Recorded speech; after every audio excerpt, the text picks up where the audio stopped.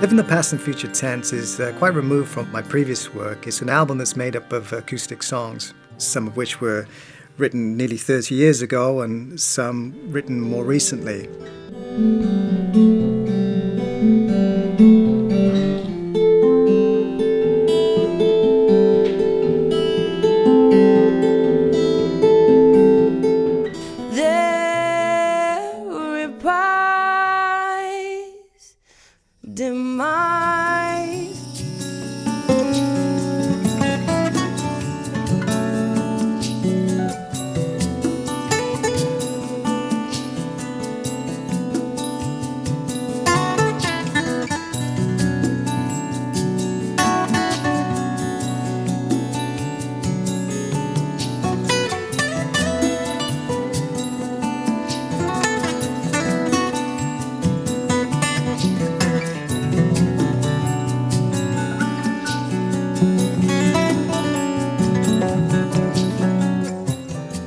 In 1993, after finishing my jazz studies, I moved to London and started playing in funk bands and was quietly learning how to write orchestral music. I was also very interested in songwriting. At the time, I had some songwriting skills, but I wanted to further refine them. So I started hanging out with songwriters. I joined a few pop and rock bands and it was really enjoyable working with them. I had a respect for them. I was intrigued by the way they wrote lyrics and wrote their music. I suppose the music was relatively simple compared to what I was used to, playing these sort of rich and textured chords that you get in jazz and my exposure to classical music. But it was a discipline and I wasn't there to really explore that. I'd already done that. I wanted to learn how to write lyrics and good songs. Another inspiration for me was a friend of mine from Wales called Gerald Waters. And we knew each other back in Wales and then we ended up both living in London. We used to share our songs. He'd play me his and I'd play him mine. They were still sort of newly formed in development and we'd sort of give each other pointers.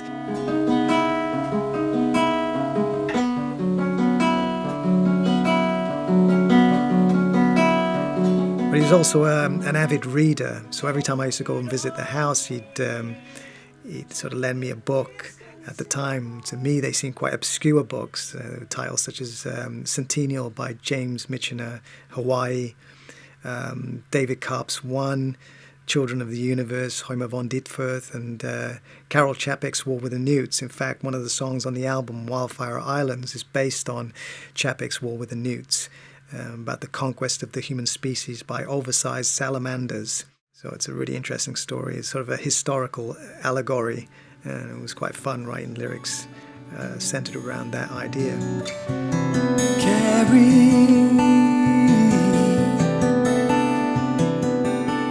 The opening track on the album is called Forage Miser, and this piece started out as a very simple guitar finger-picking idea. And every time I'd play it, I'd add a new part and section to it.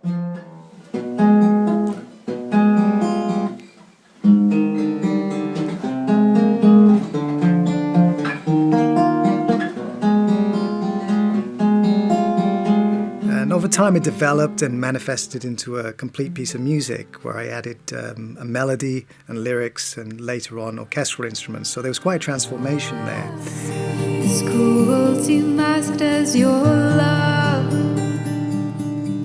breaketh the whole. I found it really, really wonderful to work with Shannon. He gave me the feedback that I needed. He wasn't afraid to tell me if he wanted something different. I really appreciated sort of knowing exactly what was expected of me and how I could improve it to bring his vision to life. The scars that you have left behind, they haunt our minds and souls awake and cries. I'm quite used to working in harmonies as I was a choral singer, but it was a completely different type of harmony, I think. And I wasn't just doing one voice, I was like lots of voices, and I had to try and isolate them in my head and things like that. There's lots of really, really interesting intervals happening.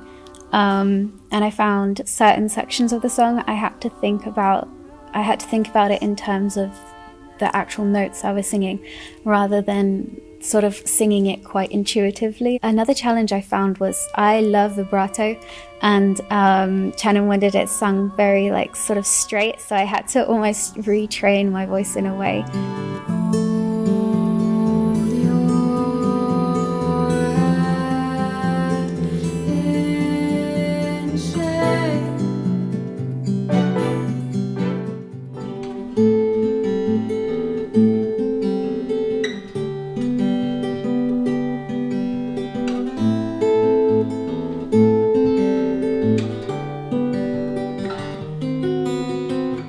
My approach to writing lyrics for this album was quite different.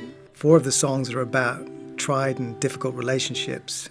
Glow Through Darkened Skies tells the story of 2 people who have very strong feelings for each other, but unable to express those feelings. Every time they meet, it's very strained, and there's a lot of restraint there.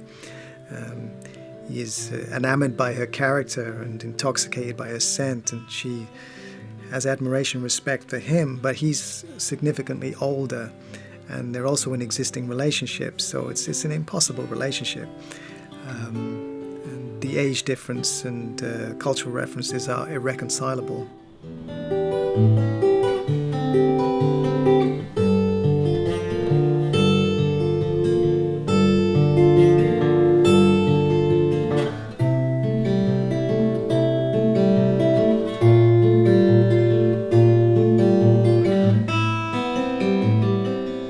Living the Past and Future Tense is also about a relationship, but it's an existing one.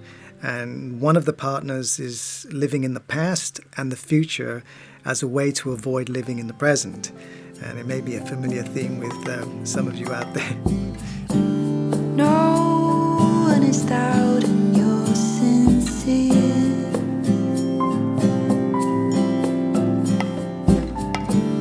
Caught between clemens and austere. Learning Shannon's music was very challenging and very interesting as well. I think that it was a very patient type of process. He gave me space to be myself, but also giving me directions towards what he wanted for the song. So we had a lot of back and forth sessions of, deconstructing chords and melodies, things that I wouldn't quite understand.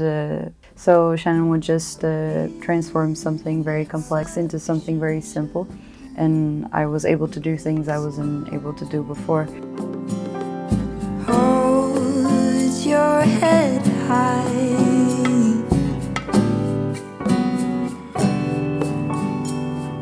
Just like the rest, you'll be happy knowing nothing's showing here.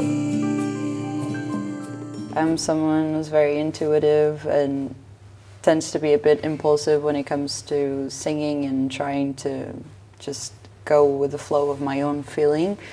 But of course, the song belongs to somebody else, and that person has a goal for the song.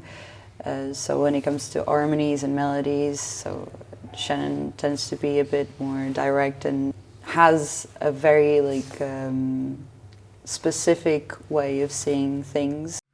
Some of the other narratives on the album are less conventional. For example, the last piece, Dark Robe, has to be one of the darkest pieces of music I've ever written. It's a choral piece for 16 singers. It draws inspiration from the landscapes of Wales, the mountains and the valleys, barren and volatile, yet quite beautiful. There's a ghostly presence in the form of a woman with a long black robe. Her robe touches the ground as it drags the stones and dust through glory. At the end of the song, we're in doubt as to whether any of this exists, and the narrative starts to question our comprehension of time and space.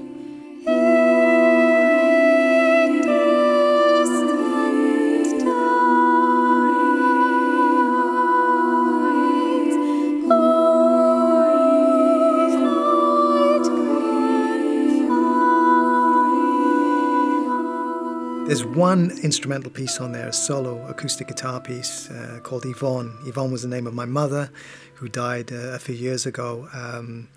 She was very much a woman of substance, diligent, determined, and would never tolerate mediocre achievements from herself or from anyone else. So that's been an inspiration to me, especially in my development as a musician and to some degree as a person.